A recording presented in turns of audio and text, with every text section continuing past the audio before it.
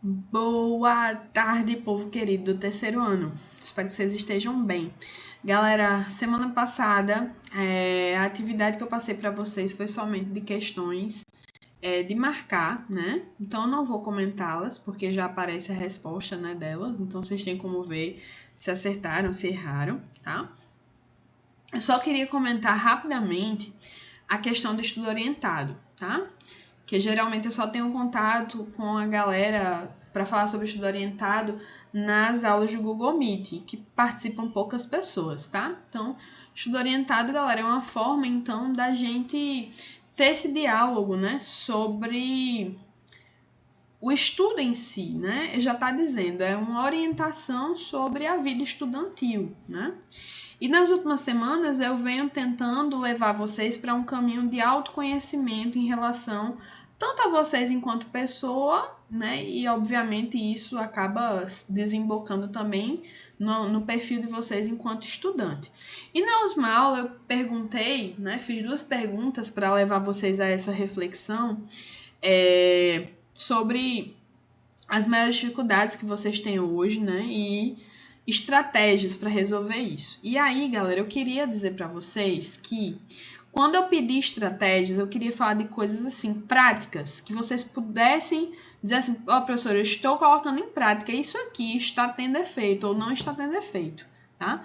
Então, a pessoa, por exemplo, colocou que uma das grandes dificuldades dela é o medo de não ser boa, bastante ser fraca e querer desistir. E a estratégia seria ter mais autoconfiança e amor próprio. Sim, mas como é que você vai fazer isso? Entendeu? Eu acho que não ficou claro para vocês aí qual é a intenção. Eu quero que você, a partir da sua dificuldade, você pense em algo prático que você pode fazer, tá certo? Então, essa, inclusive, vai ser a atividade dessa semana, tá bom? É algo prático. Eu quero que você diga assim: olha, eu vou enfrentar isso fazendo tal coisa, tá certo? Então, tem que ser algo prático, algo que existe uma estratégia de fato para você conseguir ultrapassar esse obstáculo, tá certo? Então, a tentativa aí da gente tentar fazer com que vocês, a partir desse autoconhecimento, vocês consigam ultrapassar, né, obstáculos que aparecem para todo mundo, né? Aparecem na vida de todo mundo, principalmente na vida estudantil, que não é nada fácil, também diga-se de passagem, tá bom? Então, galera, é isso, tá bom? Eu espero que vocês tenham entendido a proposta. Então, na atividade dessa semana, vocês vão ver que é basicamente a continuação disso aqui, certo? Agora a gente vai falar sobre um assunto muito importante de história geral, no caso, que é a Primeira Guerra Mundial, tá? Eu falo assim, né? Parece até que é uma coisa massa. Não é massa, né? Porque você tem aí um monte de gente morta, é uma guerra, né? Mas ela é interessante para a gente compreender várias questões. E eu acho que vai ser bem construtivo para vocês observar a Primeira Guerra, não só no aspecto do conflito, né, mas também o que tudo isso desencadeia, tá certo? Então vamos para os slides sobre a Primeira Guerra agora. Então, pessoal, a Primeira Guerra Mundial é um conflito que envolve vários países, né, do mundo, por isso Guerra Mundial. E ela vai se estender aí de 1914 até 1918, ok? Primeiro ponto que a gente vai analisar, galera, é o contexto histórico, né, no qual eclodiu esse conflito, né, de dimensões mundiais, certo? Então, antes de ocorrer a guerra, décadas antes de acontecer a guerra, a Europa vivia a chamada Belle Époque, né? Uma expressão em francês que significa bela época, tá? Então vai ser um período marcado por uma euforia em relação ao desenvolvimento tecnológico, intelectual e artístico, também marcada pelo otimismo em relação à humanidade, principalmente no que se refere à manutenção da paz.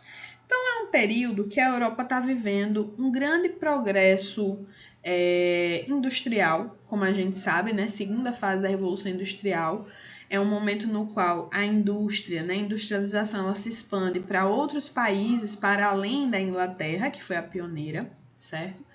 Então, isso é um fator muito significativo que vai fazer com que esse progresso econômico, né, chegue para vários países europeus, certo? É um período também, né, consequentemente, marcado por uma grande crença na tecnologia, né, no que a tecnologia pode trazer para o bem da humanidade, né? Então é um período também de paz mundial. Você não tem, entre 1871 e 1914, basicamente você não tem guerras entre países, certo? Então é um período bastante tranquilo, né?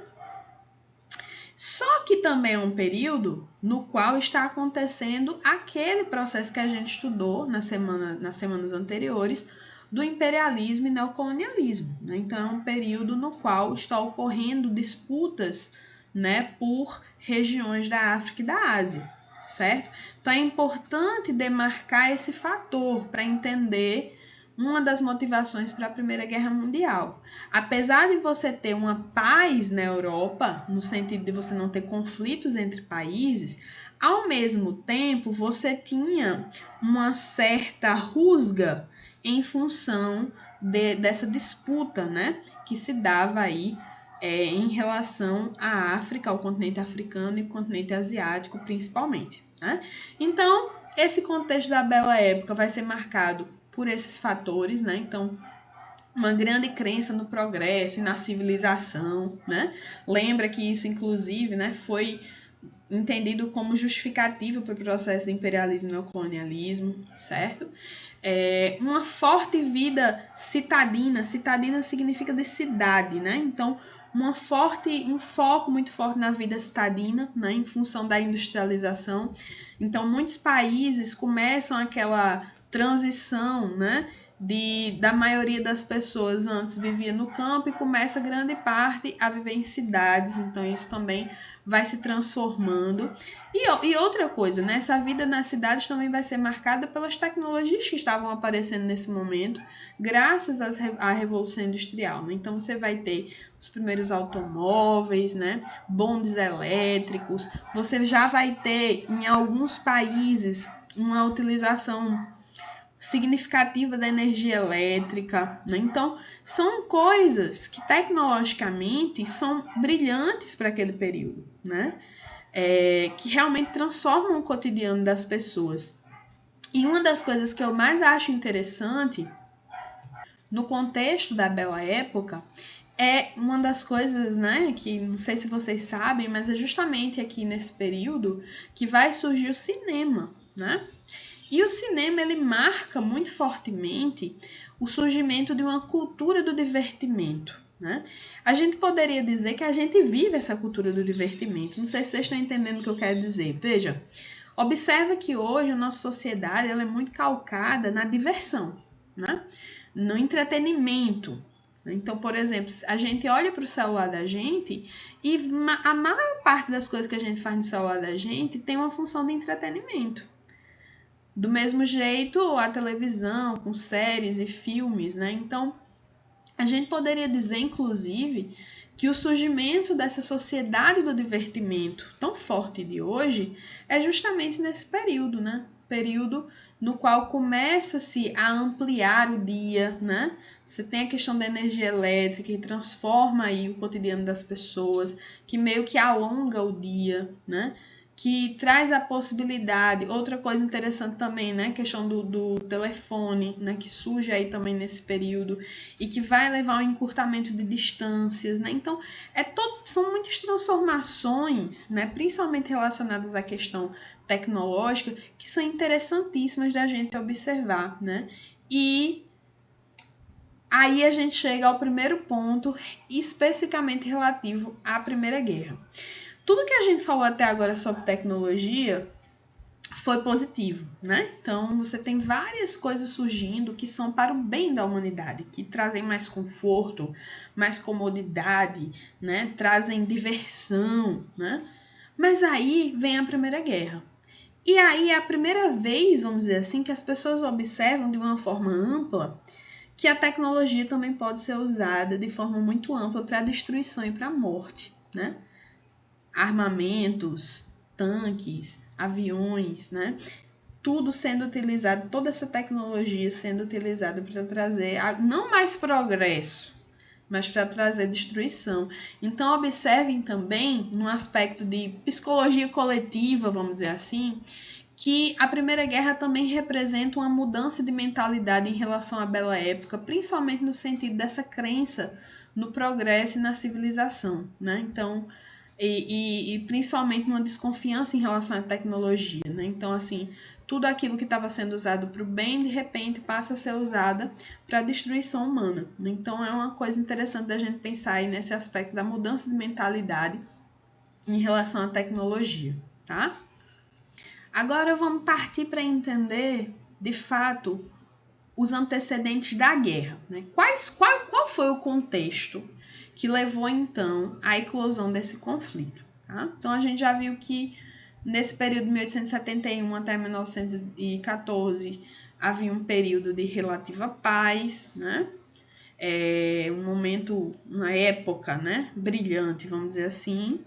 E o que foi que desequilibrou tudo isso, né? Então, vamos ver o que é que estava se passando ao mesmo tempo que ocorria esse progresso que levou a esse desequilíbrio, certo? Então, primeira coisa, por isso que eu enfatizei tanto para vocês a questão do imperialismo e neocolonialismo, é entender as tensões advindas do imperialismo e do neocolonialismo, ou seja, as tensões advindas das disputas entre os países, principalmente europeus, por regiões da África e da Ásia. Então, havia ali tensões, né? Porque a gente, não sei se vocês lembram, né? Mas houve países que ficaram na frente nessa corrida, né? Principalmente França e Inglaterra, foram os mais beneficiados nesse sentido. Em contraposição, houve países que ficaram quase de fora dessa festa, né? De exploração da África e da Ásia. Países esses que se formaram recentemente, tá? Uma coisa interessante de destacar, a Alemanha e a Itália, gente, por exemplo, elas não existiam enquanto países como a gente conhece hoje, até a segunda metade do século XIX. Não existiam. Aconteceu um processo de unificação que deu origem a esses países, né? Então, a Alemanha não existia ainda enquanto Alemanha. E o seu processo de unificação só se deu justamente na segunda metade do século XIX. Então, esses países recém-formados, eles não tinham força econômica e política para bater de frente com uma Inglaterra e uma França da vida para explorar a África e a Ásia. Então, são exemplos de países que ficaram muito atrás nessa corrida pela África e pela Ásia, tá? Então, isso explica muito dessas tensões que a gente está falando aqui, essas tensões relacionadas ao imperialismo e neocolonialismo. Essas tensões eram tão fortes, certo? Que apesar de não ocorrer embates diretos entre os países, eles foram meio que se organizando militarmente, né? Então, nesse período, no início do século XX, desculpe, né? Em torno de 1905, já acontece a formação de alianças militares entre os países. Se formam basicamente duas tríplices, né? A tríplice entente, formada por Inglaterra, França, Rússia, certo? E a Tríplice Aliança, formada por o que vai ser a Alemanha, né? Império Austro-Húngaro e Itália, certo? E observe que em uma dessas tríplices vai estar justamente os dois países que foram menos beneficiados, olha só que interessante, menos beneficiados na corrida, né, imperialista, Alemanha e Itália, e na outra tríplice, os dois países mais beneficiados, Inglaterra e França. Então, isso demonstra para a gente, muito fortemente, a relação dessa organização, né, de aliança militar relacionada às tensões advindas do imperialismo e neocolonialismo. Ao mesmo tempo que se formam essas alianças, esses países vão também, de forma silenciosa, começando uma forte produção de armamentos, É o que a gente chama de paz armada, porque não havia conflito, mas eles estavam se armando até os dentes, certo? E isso facilitado pelo quê? Pelo fato da gente estar passando pela segunda fase da Revolução Industrial e esses países europeus, grande parte deles estavam inclusos nisso, tá? Outro fator que vai nos ajudar a explicar por que a Primeira Guerra eclodiu é a exacerbação ou o aumento dos nacionalismos. O que é que isso significa? Significa um sentimento, principalmente, não só um sentimento de pertencer a uma nação, mas também um sentimento de que a minha nação ela é superior a outras, que é um sentimento muito perigoso e leva e já levou, né, a mais de um conflito, né? Inclusive a Segunda Guerra tem muito a ver com isso, justamente, né? O próximo conflito mundial. Então, durante esse período vão se exacerbando esse sentimento nacionalista, principalmente porque você vai ter a formação de novos países e junto dessa formação de novos países como Itália e Alemanha, você vai ter principalmente pelos líderes, né, você vai ter um estímulo a esse nacionalismo, porque isso era importante para formar a nação, né? Era importante para unir a nação, certo? E aí a gente tem, dentro desse entendimento dos nacionalismos, alguns tipos, né, de identificação étnica, como o pan-germanismo e o pan-eslavismo. O pan-germanismo, aí entendido como a união dos povos germânicos, né, povos germânicos, né, povos que entendiam que tinham uma origem semelhante, né, e eles ficam sob, vamos dizer assim, sob a proteção da Alemanha, né, e por outro lado, o pan-eslavismo, né, então povos de origem eslava que vão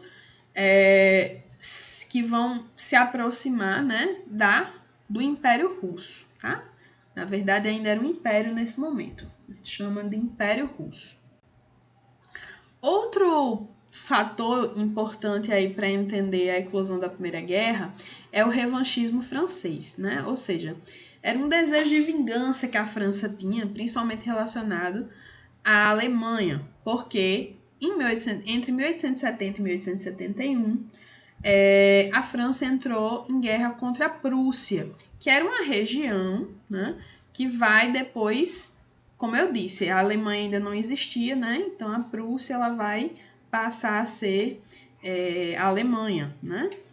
Então, essa guerra entre França e Prússia vai fazer com que a França perca territórios, inclusive um território muito rico em carvão, né, o território da Alsácia-Lorena, e a França sempre vai ficar ressentida, né, vai ficar ressentida aí dessa derrota e dessa perda de território. Né? Então, havia um desejo de revanche francês, um desejo de vingança em relação a isso. Então, observe que a gente está falando de um período que, ao mesmo tempo, se existia um grande progresso, se existia uma grande crença na civilização, estava acontecendo também, de forma meio que silenciosa, né, vários tipos de tensões, né, tanto tensões relacionadas a disputas territoriais, quanto relacionadas à exacerbação desse sentimento nacionalista, tá certo? Então, gente, agora partindo para o momento crucial, né, para esse conflito, para a eclosão desse conflito. É essencial a gente entender, pelo menos superficialmente, a questão dos Balcãs, né, a Península Balcânica, que é essa região aqui, tá? Então, nessa região, inclusive chamada, né, em geopolítica de barril de pólvora da Europa. Né? E por que um barril de pólvora? Porque está prestes a explodir. Né? E por quê? Porque havia várias disputas aqui relacionadas a território, certo? Então, observe bem. No início do século XX, várias regiões dos Balcãs tinham conseguido sua independência em relação ao Império Otomano, certo? Várias regiões aqui, ó, antes eram de posse do Império Otomano. E aí, no início do século XX, foram conseguindo suas independências, né? E aí, o Império Austro-Húngaro, aqui em cima, ficou de olho, né, nas regiões recém-independentes, certo? Tanto é que em 1908, né, o Império Austro-Húngaro anexa a Bósnia-Herzegovina, certo? Ao seu território, ok? Ela não está aparecendo aqui porque nesse mapa ela já estava anexada ao Império Austro-Húngaro, certo? Então, com essa anexação, os sérvios, que também tinham aí uma intenção de ampliar seu território, ficam bastante furiosos, né? E observe aqui que há uma grande proximidade aqui territorial entre essas duas regiões, certo? Então, esse é um aspecto que a gente precisa levar em consideração. Então, finalmente, em 1914, né, o Francisco Ferdinando, né, que era o arquiduque do Império Austro-Húngaro, né, era o herdeiro do trono do Império Austro-Húngaro, ele faz uma visita a Sarajevo, certo? E essa visita foi vista pelos sérvios, né, principalmente pelos sérvios radicais, que lutavam contra esse imperialismo, né, austro-húngaro na região dos Balcãs, foi visto como uma possibilidade de querer tomar, né, de ampliar esse território. E o que foi que aconteceu então nessa visita? O estopim para a Primeira Guerra Mundial, que foi o assassinato do arquiduque e da sua esposa, né, em 1914. Então, em 1914, nessa visita, um ativista da Grande Sérvia, né, como se denominava aí por eles mesmos, né, a Sérvia, contra a atuação e intervenção do Império Austro-Húngaro na região dos Balcãs, esse ativista vai lá e faz aquilo que é a gota d'água, né, que ele assassina esse arquiduque e sua esposa em Sarajevo, capital da Bósnia. E aí já estavam acontecendo vários problemas diplomáticos entre países europeus, principalmente na região dos Balcãs, e isso é considerado o estopim, é a gota d'água, né? É a coisa mais grave aí que vai levar à eclosão realmente do conflito. E por que isso leva à eclosão realmente do conflito? Porque o Império Austro-Húngaro, voltar aqui para o mapinha, o Império Austro-Húngaro, ele vai entender, né? Ele vai entender que a Sérvia estava apoiando, né, essa atitude desse radical, desse ativista. Por quê? Porque ela não vai possibilitar que autoridades policiais do Império Austro-Húngaro venham investigar, né? Vai entender isso como um ataque à sua soberania. Então, não vai deixar. E aí, isso é entendido como se a Sérvia, né, o governo sérvio estivesse acobertando esse assassinato. E tudo isso leva à declaração de guerra, realmente, né? A declaração de guerra que ocorre do Império Austro-Húngaro, né, que acaba realmente declarando guerra à Sérvia. Aí vem a questão importante. Lembram que se formaram tríplices militares? O que foi que aconteceu aqui? O que foi que aconteceu? A galerinha da Tríplice Aliança, onde estava o Império Austro-Húngaro, pede a ajuda, né, da Alemanha, né? E a Alemanha também acaba declarando guerra, então, à Sérvia. E a Sérvia, por sua vez, vai pedir ajuda à sua representante, né? Lembra aí da questão do pan-eslavismo, né? Que é a Rússia, né? Então, a partir daí vai se montando, né? Aqui é como se fosse um chamado, né? Nesse momento, né? Então, a gente não tinha formado essas tríplices militares, agora a gente está precisando de ajuda. E cada um vai buscar aí as suas ajudas militares. Basicamente é isso que dá início realmente ao conflito que vai tomando dimensões mundiais, porque vão participar aí dezenas de países, né, dessa guerra.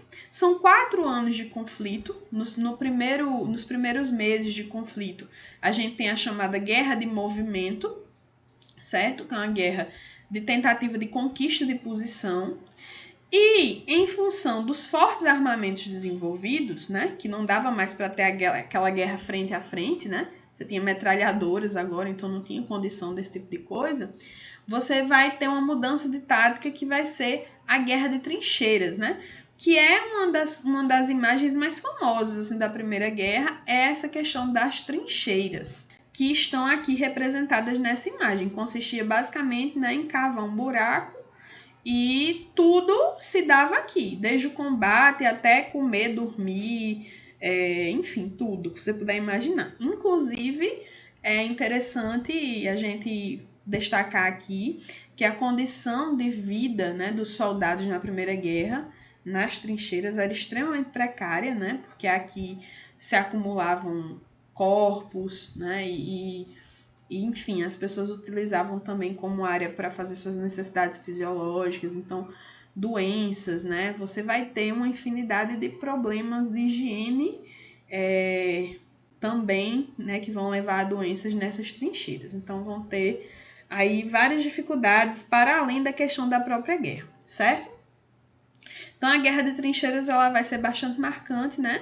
Porque justamente em função do forte armamento que existia, né, nas duas partes, não dava mais para fazer aquele combate frente a frente. Então, a estratégia foi a guerra de trincheiras. Certo, galera? Então, assim, para a gente resumir a conversa, vão ter 2 coisas bem importantes para a gente entender nesse processo da Primeira Guerra Mundial. 2 questões interessantes para a gente entender também questões geopolíticas, né? Então, você vai ter uma coisa importante, que é a saída do Império Russo, tá? Então, em 1917, a Rússia abandona a Primeira Guerra porque estava passando por um processo interno de revolução, a Revolução Russa, que é a revolução que basicamente vai implementar o socialismo, né, no Império Russo, que vai passar a se chamar depois de União das Repúblicas Socialistas Soviéticas, certo? E aí, em função dessa mudança de regime,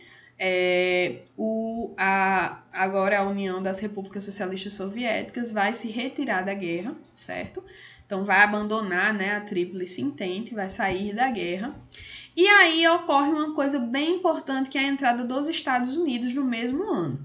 E aí, por que os Estados Unidos entram? Além de terem sido atacados pela Alemanha, né, teve submarinos ou navios mercantes norte-americanos que foram afundados por submarinos alemães, mas tem um fator econômico, né? Os Estados Unidos eles estavam investindo economicamente, fazendo empréstimos e investindo em venda de armas e principalmente fazendo empréstimos para a Tríplice Entente. Quando a Rússia sai, o que é que acontece com a Tríplice Entente? Ela se enfraquece. Então, a entrada dos Estados Unidos também teve um fator econômico envolvido. Era uma tentativa de não ver os seus investimentos, né, irem por água abaixo, irem, né, embora. Então, os Estados Unidos entram em 1917 e essa entrada dos Estados Unidos é crucial para a vitória da Tríplice Entente, certo? Que vai entrar aí com forte armamento, os Estados Unidos também passando pela Revolução Industrial nesse momento. O Brasil, muito alinhado já, né, politicamente aos Estados Unidos, vai acompanhar os Estados Unidos e vai entrar também na guerra, né? Mas a gente vai ter uma participação simbólica, né? A gente vai basicamente mandar alguns navios, né? Uma participação mais naval, não vai ser uma participação realmente, vamos dizer assim, importante, né, no conflito, tá? Mas é bom a gente demarcar.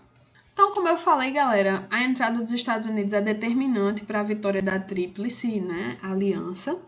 E a gente vai ter, então, a vitória deles nessa Primeira Guerra Mundial.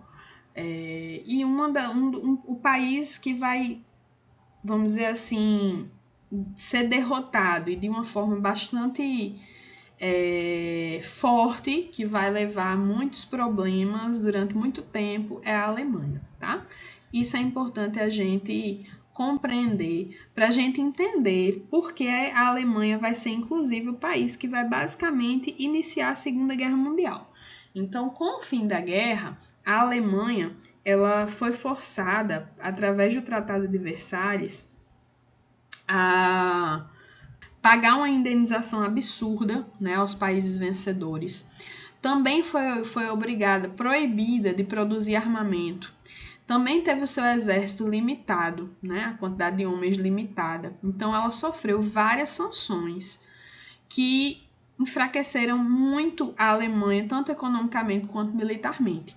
E isso foi sendo algo que foi sempre muito alimentado, né, pelos radicais alemães. E é um discurso que o próprio Hitler, né, vai utilizar para demonstrar a necessidade da Alemanha, vamos dizer assim, voltar a ser o que já foi, ou recuperar, né, o seu status perdido. Né? Então é importante perceber a importância, né, do fim da Primeira Guerra, como a Alemanha saiu mal desse conflito.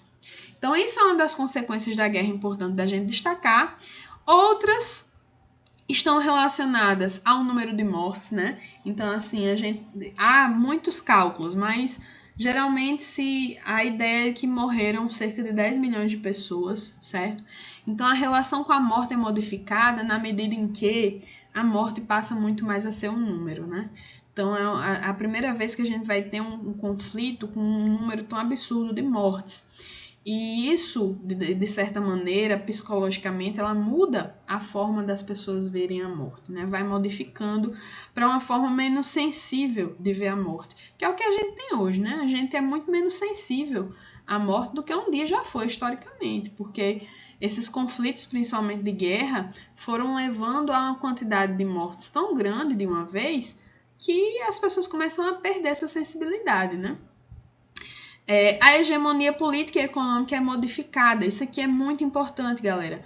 Lembrem que os Estados Unidos entram na guerra, são definidores para a vitória da Tríplice Aliança e passam a ter uma importância mundial econômica já bem considerável, tá? Então, a gente poderia dizer aqui que é um dos passos dados pelos Estados Unidos para ir se tornando uma potência mundial, tá? A mentalidade é modificada, principalmente no sentido da tecnologia, né? De agora, será que a tecnologia é sempre tão positiva? E, por fim, portas abertas para a Segunda Guerra, principalmente pelo que eu falei, pela questão da Alemanha, tá? Mapa mundi modificado, né? Então, geopoliticamente, a gente tem uma transformação muito clara. Você vê vários impérios, né? Por exemplo, o Império Austro-Húngaro, o Império Russo, que deixam de existir. A gente pode entender isso como o golpe final no antigo regime. Lembra do antigo regime? Aquela estrutura, né, de absolutismo monárquico, de centralização nas mãos do rei, né? A gente entende que o primeiro golpe no antigo regime foi a Revolução Francesa, né? A gente tem lá aquele momento de decapitação do rei, né? E com a ampliação dos ideais liberais junto com o iluminismo, a gente vai tendo cada vez mais aquela tentativa de acabar com o absolutismo monárquico, né? E aí, finalmente, com o final da Primeira Guerra Mundial, você vai ter basicamente o fim de vários impérios que ainda eram absolutistas, como, por exemplo, o Império Russo, certo? Como o Império Austro-Húngaro também, tá certo? Então, é interessante também observar essas mudanças geopolíticas causadas pela Primeira Guerra Mundial. Tá bom, galera? Tentei ser o mais rápido possível, mas eu acho que as mensagens principais foram dadas, ok? Então, era isso que eu tinha para falar para vocês sobre a Primeira Guerra Mundial. Façam agora a atividade com muita atenção para a gente complementar coisas que não deu tempo aqui, tá certo? E até semana que vem. Espero que vocês tenham entendido alguma coisa. Cheiro para vocês.